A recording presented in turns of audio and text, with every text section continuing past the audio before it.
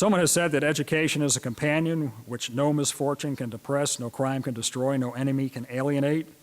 and no despotism can enslave. And I would mention that quote as a kickoff for the remarks tonight, because the education that many of us have had at the University of Buffalo, I think, reflect that and have taken us to the future in ways that have made us all stronger and able to deal with things. I'm still pretty heavily involved in security challenges. And we do face, as a nation and with our allies, some tough things around the world today, which are not anything that we're not capable of dealing with, but deserve to be mentioned. Starting about 2 years ago, our stated policy and the policy that we had in common with our key allies in the NATO alliance, but also other countries outside of NATO like Australia and Japan and South Korea and so on, was that the United States would not tolerate large, ungoverned or semi-governed areas around the world that could be used as a basis for attacks outside of those safe havens.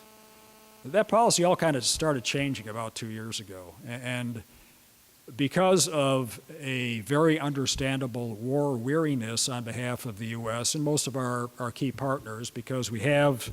been at conflict to some degree for 14 years now, there is just not the international will to completely eliminate these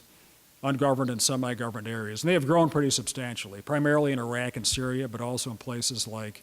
Yemen, Somalia, Libya most recently and substantially,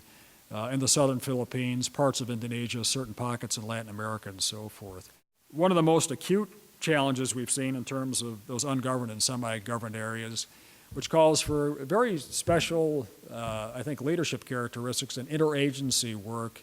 across many organizations, is the humanitarian catastrophe that we currently see in the Levant. And kind of like slowly warming bathwater,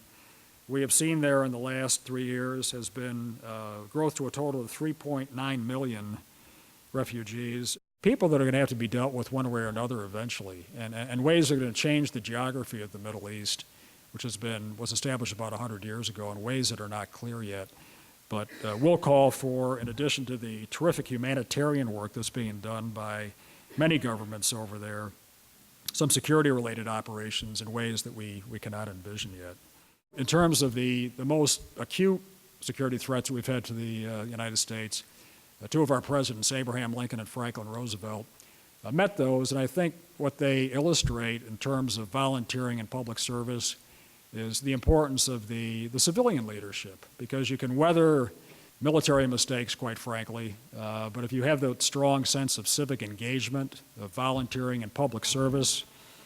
which is illustrated by the event that you're having here now, and also by schools such as the University of Buffalo and also the Maxwell School at Syracuse, I think we should have a lot of confidence in the future. And as I said, nothing will make you feel better about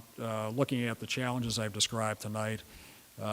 than working with the young people that are going forward to meet them. And we'll all have a chance to read about them in the newspapers over the next 10, 20, and perhaps beyond that years. And like the rest of you, I look forward to that. And I thank you for the opportunity to address you this evening. So.